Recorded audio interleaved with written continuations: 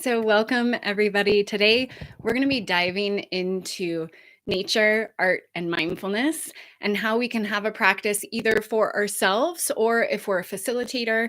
So, I have a couple of questions that I'm going to dive into already. But if you also have any questions about mindfulness, art, nature, how to have this practice that can feel really relaxing, nourishing, it can help us to be more present, put them in the chat box or the comment box, either now live during the live event or in the replay, and I can make sure that I address some of those comments. So sneak peek, I am going to be sharing some top book recommendations as well as answering some of these questions. So I'm going to hop right in. This first question comes from Caroline. So Caroline is actually in one of my mindful art teacher trainings. So she messaged me before this live. So she says, and you might be able to relate to this. She says, I love to hike and meditate in nature. Even the cold, harsh Canadian winters inspire me.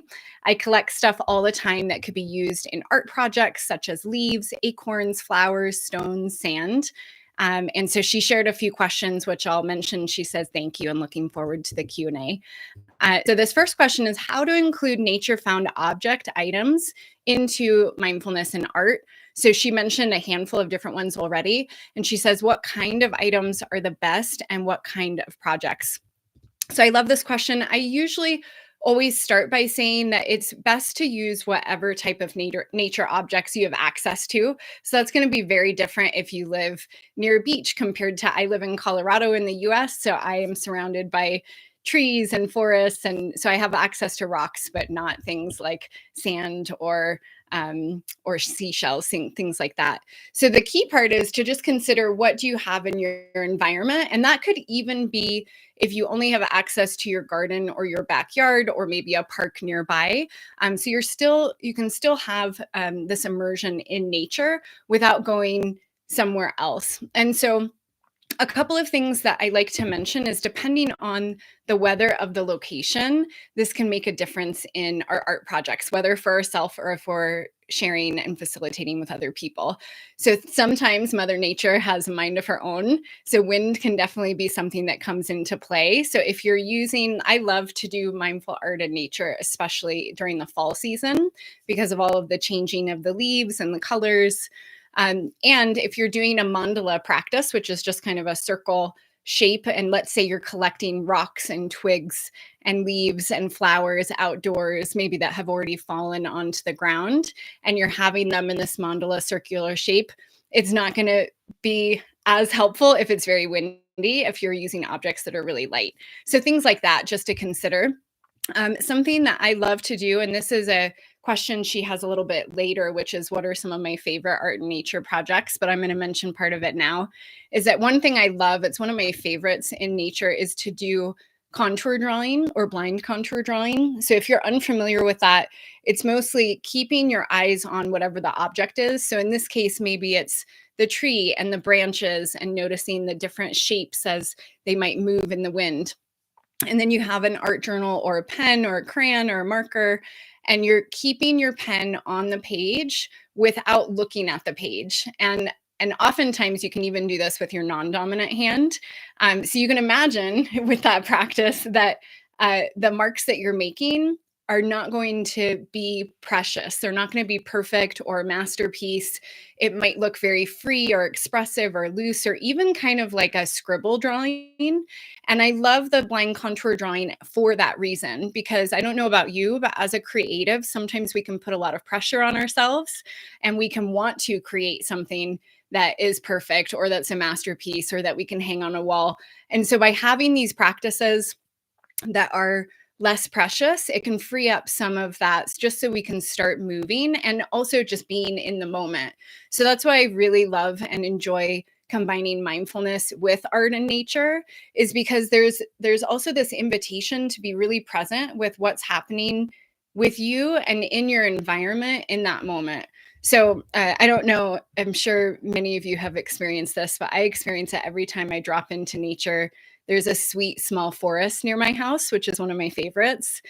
And I notice when I first start walking down the path, they actually have mindfulness signs for a small kids school that's nearby. So it lists off the senses. So it has like sight and smell, and it has these questions of what do you notice in the forest with these different senses. And I love that they have those prompts there. And that's something we can prompt ourselves, or if you're guiding a group, let's say through a forest therapy or forest walk and art walk, that's something we can offer as prompts or invitations. But also, I feel like there's something that naturally can happen when we're in nature because our senses are heightened, because we can feel the breeze on our skin or we hear the rustling of leaves, because we can feel the sun beating on us and warming our body. There's these elements that automatically engage our senses, which can help to bring us in the present moment. And that's really exactly what mindfulness is. So just returning to the present moment. And the key part really is without or with as little non-judgment as possible, and having compassion for ourselves. So I just always like to mention some of those ones that probably many of us are naturally doing when we go into nature anyways. The key part about combining it with some really simple art practices largely comes down to the practice, the intention, and the materials. So for the materials, she has another question here that talks specifically about materials. I like to have a really simple small art journal and have some sort of almost like a travel or pocket supply bag. And I don't have one right here next to me, but I do have I was doing a bit of art journaling at my table yesterday. So I have this kit, and I might just put a handful of those into a makeup bag or a $1 pouch from the store, and you can have that with you. So then when you are walking around in nature, you don't have to worry about a lot of supplies that may blow in the wind or may be difficult to navigate in nature. So a couple of examples of that would be working with collage. If you're working with magazine papers, again, things that might blow away, or even if you're doing painting, what I like to do if I do want to paint out in nature is I will bring in my goodie bag. These are watercolor dual tip markers. And so there's kind of a brush side and then a smaller, more of a micro side. And so these count as markers. But if I apply water using this watercolor brush tip pen, then it can turn into watercolor on the page. And so that's kind of a nice way that you can incorporate wet media if you are going to be outside without needing to have like cups of water and a lot of brushes and maybe your whole watercolor or acrylic paints and you're mixing paint outside. And I know people do that, especially with like plein air painting. So it is possible. You just have to consider the elements with weather and then also just what you're feeling drawn to. But I like to keep things really simple, especially for myself, but also when I'm facilitating or leading groups out in nature. It can help to just minimize how much supplies you need and then just navigating that so you can be really present with your surroundings and with the art making process. So another favorite, this is one of my favorite exercises to do outside as well, is that, so I mentioned the small forest that's near my house. There's a little creek that runs through it. So you can hear the water. I usually sit by the water. I used to facilitate groups. We would do a mindful, contemplative, quiet walk and then come to the water and sit and have a meditation and then create with art. And one of my favorite practices is that you can do this by yourself as well, is that you just start scanning the environment that you're in. And so perhaps looking from left to right, being sure you're looking both up and down and just noticing what you notice. So seeing what's catching your attention and your eye. So it might be in the creek water that there's water rippling around one rock, or that there's leaves pulling in the corner, or there's light that's coming through the leaves that's catching your attention. So you just notice, what am I feeling particularly drawn to in the environment right now? And then there's a really interesting way that we can be curious about that. So this automatically is engaging that mindfulness practice, but we can thread it in with the art. So it might be that then when you're focusing on that area, that you're doing a contour drawing of that area. It may be that you're noticing the colors that are in that particular section, and then you're choosing those colors, and that's your inspired paint palette or drawing palette that you're using. One thing I love to do with groups, especially if I'm guiding groups, is to have them share. in the group. And it might just be, and you can do this with family or friends or just with yourself. It might just be 1 or 2 or 3 sentences about why you feel drawn to that particular area. And what I love is it's so fascinating to see how that oftentimes can mirror back to us something that's happening in our life or with ourselves. So that's just a fun thing that I love to do in nature. So I'll go on to this next question because it's a little bit related. And if you have any questions now live or in the recording, please put it in the comment box. I'm happy to dive into that now or later. So this next question from Caroline is, what are your pro tips in holding a workshop outside or for your own self-care practice? She mentions again what materials are best to use regarding wind, moisture, sunlight. And she says, I suppose many wet media will behave differently. So I already kind of talked about the wet media part, but pro tips for holding a workshop outside, or even let's say you have a family or friends, or you have people coming over and you have nature nearby and you want to explore that, is to just be mindful. I like to oftentimes set an intention around that time in nature with the materials. So maybe that intention is to not use screens or have phones out.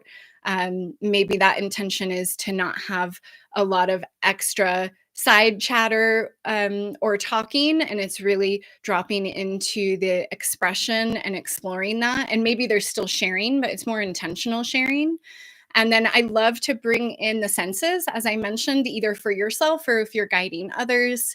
And I usually like to have some sort of idea in mind around what we'll be exploring. And because I'm familiar with the area that I'm going, that's really easy. But you can vary that once you're there. It really just depends on your particular materials. I want to mention a couple of books that I teased a little bit earlier. These are really wonderful for yourself, or even if you are a facilitator. Also, I have these linked in the description box, so you can always check them out later. And actually, I'll put them in the chat box as well, or in the comment box. So this first one that I really love, it's probably one of my favorites, even though it's one of the smallest books, is Nature-Based Expressive Arts Therapy from Sally Atkins. And it's only 130 pages long. You can see this is a very well-loved book that I have. Lots of highlighting. What I love about this is that there's really beautiful information around how we're influenced by nature and how it can help us to drop into the present moment, to express ourselves. There are some prompts and exercises in that book also. This book, which is not necessarily mindful art, but it is related. And I did a trauma-informed eco-art therapy training maybe 10 years ago now. So this is something that is still near and dear to my heart. So Eco-Art Therapy by Teresa Sweeney. This is much more of a practice book. So it's just filled with different activities that you can do. So that is a great one. And then this one isn't specific to nature, but there are some here with nature, and also these activities can be great to do in nature. So I always recommend this book as well, which is the Expressive Arts Activity book. And this one is a resource specifically for professionals or facilitators. But again, there's a lot of different practices. It's mostly an activity book. So there's lots of different activities that you could very easily do for yourself, or if you're a facilitator. So I'm going to put in the chat box those links. They're also in the description box. And they're just really fun if you're looking for any sort of support. Hi, Pia. So before I jump into, I have a few more questions about best tips for creating, as well as Nadine had a really specific question with art and nature. So I have about 3 other questions. Before I dive into that, I want to also mention that if you are interested in learning more about mindful art and nature and having your own practice, or in actually coming on retreat and joining me in person, we do have, I'm going to put in the chat box as well. Oh, and I see. So I put the books in the chat, but it will only allow me to put one in at a time. So I would recommend just checking the description box because they'll all be there for you. So So we have a mindful art and nature course online, as well as we'll be doing a retreat here in beautiful Colorado, where I live, for a weekend in September. So all of that will be in the description box. So if you're looking for more specific guided practices for yourself or to be immersed in it, it's a really lovely way to do that. I would love to meet you in person also, Pia. So let's dive into some of these other questions. And if you have any questions, put them in the chat or comment box. So this next question is, what are the best tips? I love this question because we've mostly been talking about being in nature itself, but we also can create nature inspired art practices. And so this next question is, what are the best tips to create an indoor nature inspired immersive experience for a workshop or for your own self-care practice? And this was actually something that I've done largely for my own practice, but also facilitating, especially when I'm doing it online, because we're not going out into a particular location, even though we can then take moments and pauses, and you can invite people or yourself to go out and do activities and then come back and return to the Zoom call. So that's definitely a possibility, and I recommend that. But a large part about these mindfulness and art and nature practices is you can do them in your home. You can, what I recommend for a few of those is to go into your yard or your favorite nature location, and you can collect a couple of nature objects. I like to collect ones that have already fallen to the ground. So I'm not picking anything that's already alive. I'm just collecting things that have already fallen onto the nature's floor. So I might be drawn to a stick and a couple of rocks, and or maybe a flower that's already on the ground and has started to dry a little bit. And so I'll collect those, and then I'll have them in my art studio. And that's something that I love to do, a kind of a contemplative gazing practice with that object. So as an example, I did this practice years ago where it was a dried flower, and I just slowly, for about 5 minutes, which can feel like a very long time to be with one object just looking at it, but I can tell you it can be a transformative experience. It's amazing to very slowly turn the object, notice its texture, its colors, what it feels like. You might even close your eyes and kind of feel the object. So just becoming acquainted with that nature item, and even considering what has been its life cycle. Like, where are you now connecting with it within its life cycle? Maybe it's, at the end of winter, or it's when it's freshly budded right at the beginning of spring. And so these can all start to plant seeds for our own creative imagination and inspiration with this object. And what I find is it also helps, there's something really interesting that happens for me, and I've heard this with other students, is we can start to feel this fondness and this awe and this connection with this nature object, just simply by making more space to be with it and to notice it. And also, it gives us a focal point. So it's almost like having a focal meditation, but we're focusing on that nature item instead of perhaps like a candle flickering or our breath as anchor points. So we can focus on that specific nature item. It's really a beautiful practice. And then once you have observed it for a while, you've noticed its shape, its texture, then that may inspire and inform some of the marks that you're making. So I like to often do a handful. I have a practice that I teach called squiggle squares, which is inspired from grid journaling, if you're familiar with that. So I oftentimes will draw out a handful of about 6 squares on my art journaling page. And in each square, I'm doing something different, but each time I'm creating marks, I have a different prompt. So I'll give some examples. So if I'm looking at this nature object, let's say it's a flower, and I'm noticing that there's these really interesting ridges and creases and lines that are up near the top part of the flower, then that may be how I begin. And so I'll start exploring, how can I emulate, be inspired by, be curious about making quirky, rigid, adjusted lines in these boxes. But the key part is, in each of the box, you do it differently. And so that can help spark some imagination for you. And then you're also having this composition where you have all 6, and so the marks can interplay with each other. That can in and of itself be really interesting to notice.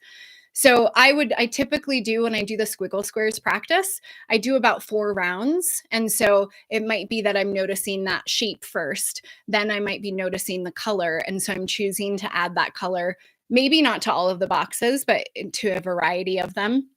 And then maybe as I'm looking at that object and I'm working in the squiggle squares, I'm writing down thoughts that come to mind or emotions that I might feel as I'm looking at this nature object. So it's just a way that you're deepening your curiosity, because a huge part about mindfulness and art combined together is that the mindfulness is really the foundation. It's what's holding us in the present moment, that's inviting us to return back to the present moment.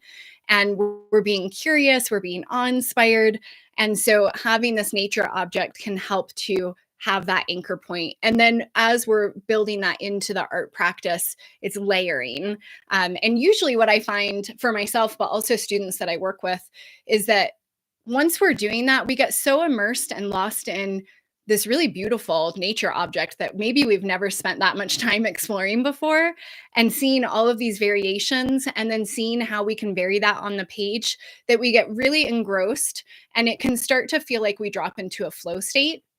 And some of my students have heard me say this before, that a flow state, if that's a new term, it was coined by 2 psychologists. One has a very long last name I can never pronounce, but he talks about the fact that when we're in a flow state, it's usually because we're curious enough that it is challenging enough that it's keeping our attention, but it's not so difficult that then it gets too challenging and we need to stop. So it's kind of finding the sweet spot. And I find that these types of practices I'm mentioning, but also being in nature as we are creating, can help to just quiet and calm some of those inner critical thoughts that we can have, and can help us to drop into that flow state.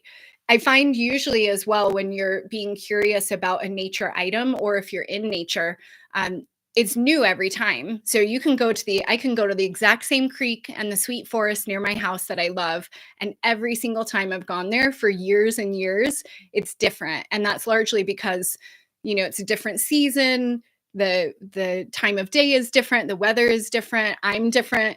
And so there's this novelness and newness that can also help to keep our attention, so we're not then getting distracted. And the other thing that I love as well, typically when I'm in nature, maybe you've experienced this too, or if you're with groups, is that when we're in nature, we tend to not be in front of a screen. We tend to not have a lot of other responsibilities that we're doing. And so we can drop in and be more present to our surroundings, and to all of those senses that I was talking about earlier. And Evie, I am so excited that you will be coming to the nature retreat. I saw that last night. I'm so excited that we'll be able to connect in person. Um, so this question comes from, and if anyone has questions, feel free to put them live in the chat box or in comments. I will be looking at those and I can always respond later. We are going to do a poll for the next Q&A call as well here in a bit. But for this next question, this comes from Nadine. She also has done my mindful art teacher training. I was just chatting with her yesterday, so I'm going to paraphrase her question, but she essentially was giving me updates that she has been doing art and nature workshops. She's leading retreats now. She's based over in the Northeast. And she was she said that she was starting to explore maybe some more out of the box practices with movement, and that she explained that it's a pretty niche thing and maybe a little bit nuanced, and how as a facilitator can you communicate and share what your offering is about, where it's relatable for this art and nature practice, but that it's also that she was talking about like not needing to kind of tame down some of these practices that she's curious about. And I said this to her yesterday, but just to share, when I was doing my studies with my restorative teacher years ago, Jillian Pransky, I did a handful of certifications with her, and then I assisted and assisted her offerings. She would often say that restorative yoga was the back door to meditation, that a lot of times people were coming to rest on, if you're familiar with restorative props, you rest on the props and lay on the ground and you kind of melt into the support. And it's really wonderful for relaxation and for calming down the central nervous system. And she said a lot of people would come for the relaxation, and they would end up leaving with this really beautiful meditation practice. And that if she marketed it as meditation, that a lot of people probably wouldn't come and join because that wasn't what they were looking for. They were looking for the relaxation. So I mentioned that because I think it's very similar to Nadine's question about art and nature. And so so if you are a facilitator, either in one of my teacher trainings or elsewhere, and you are interested in sharing art and nature retreats or workshops or offerings, but you have also a handful of other modalities, maybe something is experimental that you're wanting to share, I think it's really key. A couple of things, couple of ideas. One, we want to be really clear on how are we ultimately supporting our people when we come into group together in art and nature. What's the main intention? What are our hopes? And to make sure that we're on the same foundational page with that. It can be really great as a facilitator to have conversations like how I was chatting with Nadine yesterday, to survey, to ask for feedback. So you can also hear the language that your students or potential students or participants are using as well. So, as an example with art and nature, is someone, and you might tune into this for yourself, when you're curious about art and nature, is it because you're super stressed and overwhelmed and life is really busy and chaotic and you just need some breathing room? Is it that you are wanting inspiration for your creative practice and you're curious about having a lot of organic, abstract, inspired shapes and objects and colors? Those can be two different ways that would color and influence your time in art and nature, whether for yourself or if you're facilitating. And you don't have to choose. It can be both of those things. It can be lots of reasons, and typically is a lot of different reasons. So I think that's really key, is for yourself or when you are a facilitator, is having that curiosity first. And then that can help lay the foundation with intentions. And it can also help influence the type of language that you're then using when you talk about the practice and when you're sharing the practice out or inviting people to join you. So that's something to consider. I mentioned to Nadine, so I used to co-teach with during a month-long 200-hour mindfulness and meditation yoga teacher training. I did that out in Spain, and I often shared intuitive collage and yoga asana, which was somatic based and trauma informed. And when I was doing that practice with those couple of other teachers, two of the teachers now, this was many years ago, they've gone on and they're doing some what could be considered maybe a little more wild art and nature practices, some with theatrical elements and really interesting movements and bringing in the expressive arts. And so that's something that you can always consider. What they do is they actually share videos of some of the practices that they're doing out in nature as a way to give a sneak peek or an idea if it is something that maybe is really unique that you're sharing for your practice, that you can give it an insight. It's like a little window into your world. And plus then you're able to see the space in nature, which can be really lovely as well. So I wanted to make sure I mentioned that. And let me check the questions here. Oh, and then back to one of the questions from Caroline when she was talking about when she's collecting all of these different objects in nature. This is something fun that you can do, whether it's for yourself or if you have a family and maybe perhaps younger kiddos, or if you're facilitating as well, is if you are collecting those objects. I mentioned the contemplative art practice, but you also can use the objects that you're collecting in nature. So Caroline mentioned leaves, acorns, flowers, stones, and sand. So you can incorporate some of those elements into your actual mindful art journal or art practice. And I'll give a couple of examples of how you can do that. So sand, I actually have been incorporating, unfortunately not sand from a sweet beach near me, but you can do that if you live near a beach, or you could have dirt from your backyard or garden. But I have been putting sand into the actual paint that I've been using on canvases to add texture. That's been really fun and interesting. I'll be sharing some images and videos of that here in the next couple of weeks. And then you can also, one fun thing if you are finding rocks out in nature, nature is, again, you can be curious about the shape and do some contour drawings, or you can actually move that object, the rock or acorn, around the page with a pen or a marker to help guide this organic line of yours. That can be really interesting, quirky, something that you have no idea where it's going. And then you could always color in the lines and marks later. You also can use the objects as mark making tools. And if this is something that's curious or interesting to you, you can always put in the comments or chat, and I'll make another video about it. But as an example, if you have an acorn, you can dip the acorn in paint and then press that onto your art journal to have really interesting marks and shapes and textures. So it's really unlimited. I think you'll find a lot of inspiration in the books I mentioned. If you want to be guided through practices, I have that mindful art and nature course. And really, you can have your materials and just get in nature and start playing. But I'll be making some follow-up videos. Again, all of the descriptions for the books and the course, as well as the in-person retreat, are in the description box. There's also some other additional resources and my blog. So if you're just looking for inspiration, it's a great way to have some extra support. So I want to offer a poll invitation for our next Q&A call, and one that we've been voting on the last little bit is on making meaning of your marks. So making meaning of your marks is one.